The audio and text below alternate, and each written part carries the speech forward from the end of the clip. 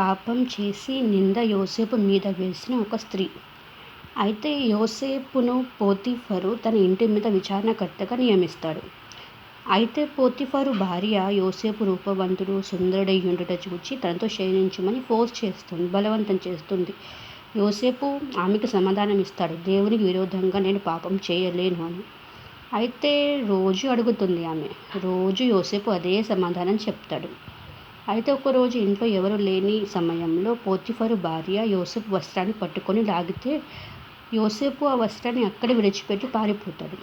అయితే ఈ స్త్రీ ఏం ప్లాన్ చేస్తుందంటే, నేను ఎక్కడ నిందల పాలవుతానో ఏమో అని యోసేపు తనని బలవంతం చేస్తాడు అని అక్కడ ఉన్న వారందరికీ చెప్తుంది. అలాగే మనం కూడా నీతిమంతులుగా ఉంటే ఎదుటి వారు చేసిన తప్పుని దాచిపెట్టుకోవడానికి, ఆ తప్పు మన మీద వేయడానికి, ఆ నింద మన మీద వేయడానికి కూడా ట్రై చేస్తారు. భయపడకండి, బాధపడకండి. మనం ఏం తప్పు చేయకపోతే దేవుడు మనకు తోడుగా ఉంటాడు. యోసేపుకి ఎలా తోడున్నాడో మనకు కూడా అలాగే తోడుంటాడు.